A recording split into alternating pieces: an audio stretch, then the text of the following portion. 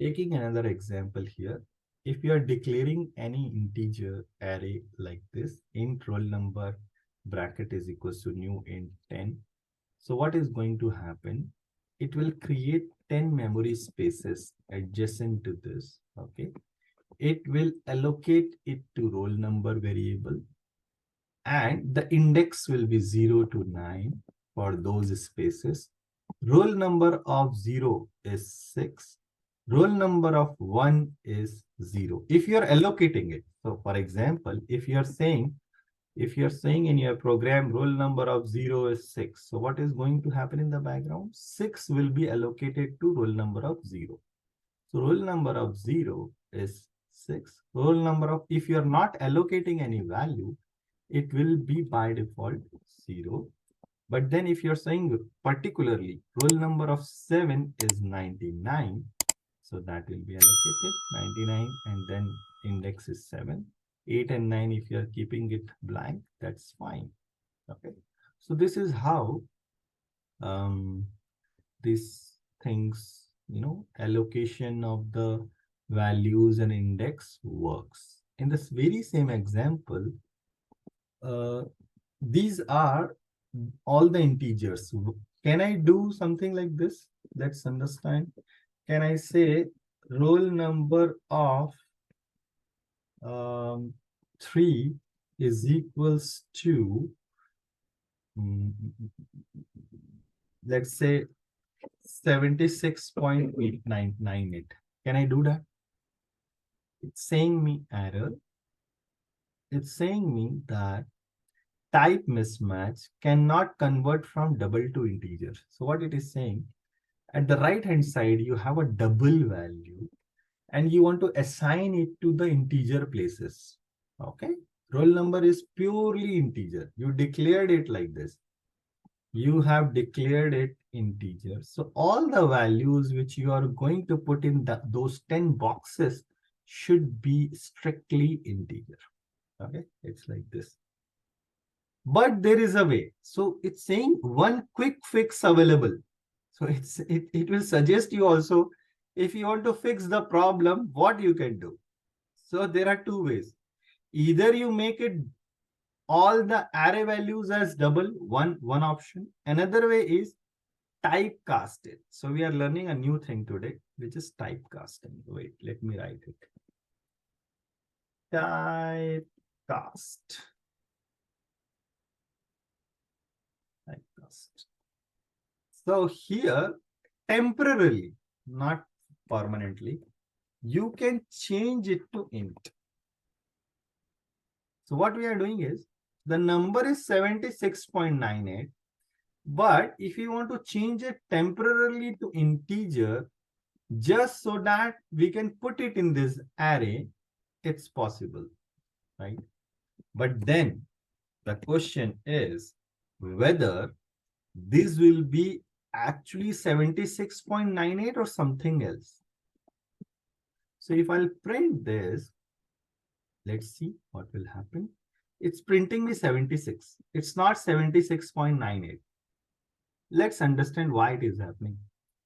There is a double value, and you said that I want to convert it to integer.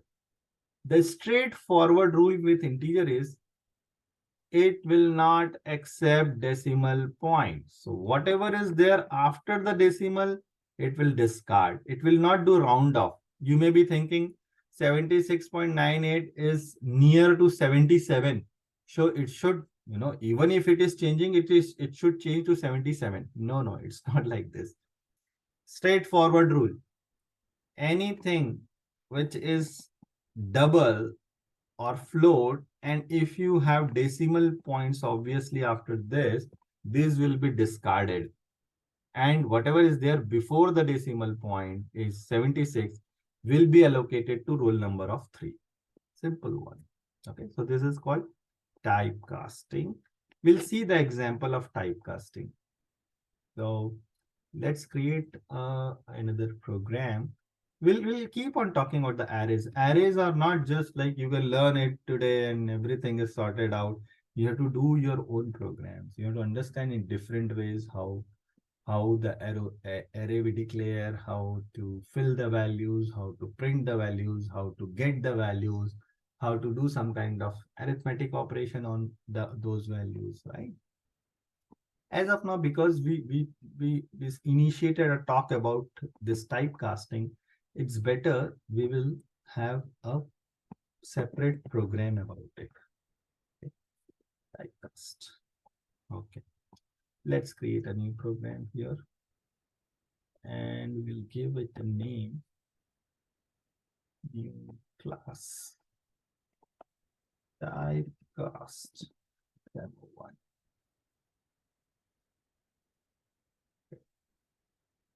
Now, let's understand that you have an integer value. Integer x is equals to 30. And then you have a double value, double y, just double y. We have just declared it, not initialized it. Can I say w is equals to x? Is it allowed? Simple thing. We have integer x is equals to 30. Fine. There is a integer variable x. 30 will be allocated to x. Fine. Then there is a double y. Fine. So y will be another box, 8 byte. I think it takes 8 byte. That's fine. And we are saying y is equals to x. There is no error. If I print x and y both, there is no error. It will print me. I'm not going to print it as of now, but I'm saying that there is no compile time error. In any lines, there is no error.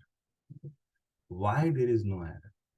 It should say me that there is a problem because the right hand side, which is integer, and I'm assigning it to double, right? So it should throw me error. It's not showing me. Why? Because x, there is a hierarchy basically. X, which is integer, can be put into double. It's possible. So through picture, we will understand what I'm saying. Okay. Let me store it somewhere. Hold on.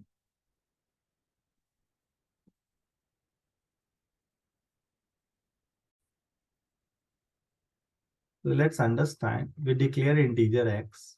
Fine. We put the 30 here. Then we declare double y. So let me write it properly. This was integer. Okay. This is double. Double. And this is y. Let's understand. X takes 4 bytes in the memory. Double takes 8 bytes in the memory. 8 bytes. So what Java says is you can put the smaller boxes into bigger boxes. It's possible. And in real life also it's possible. You can put smaller suitcase to the bigger suitcases, correct? Or the smaller vessels into the bigger vessel. Right? Anything, or a smaller bag into the bigger bag. It is all about what kind of data it is, because double is also numerical, integer is also numerical. Only difference is double may have, after the decimal point, it may have some values, correct? Integer is also numerical, but the only thing is after the decimal point, you cannot have any value, or in other ways, you will not have decimal point itself. It's a whole number, right? 30 or 25 or 100, right? There will be no decimal point.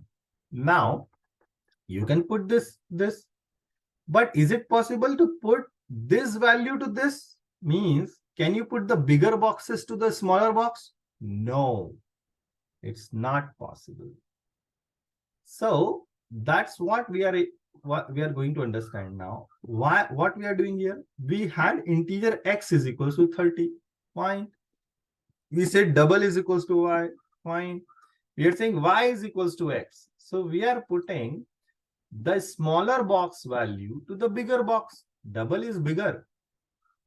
Now you can understand it. Double means something big. Now you are put smaller thing to the bigger thing. Fine, there is no error. Only thing is it will convert it to double automatically. So when I am printing y, the 30 is converted to 30.0, right? 30 was there in x. I said y is equals to x. X will go to the y, but you know, when it is going into the y, y will become 30.0. It's not just 30. That's it. There is no other problem here. But is it possible to do its opposite? Let's see. Let's see. So what we will say here, we'll say a value, let's take double. Double r is equals to 56.76. We'll say integer, in the single line I'm writing, let's say integer t is equals to r. Now there is a problem. It's showing me that type mismatch cannot convert from double to int. It's saying that r, which is a 56.76, it's not about the bigger value, it's about the size. Double, even if you have smaller values, the space which it will have is bigger one. Now coming to this, we are saying there is an integer t and I want to put r into t. It's not possible. It's not possible. You want to fit a bigger bag into the smaller bag, right? So that's the issue. So there are two solutions. Either you make it double, then your program will work. There is no error now. See here. Or you make the r temporarily integer value.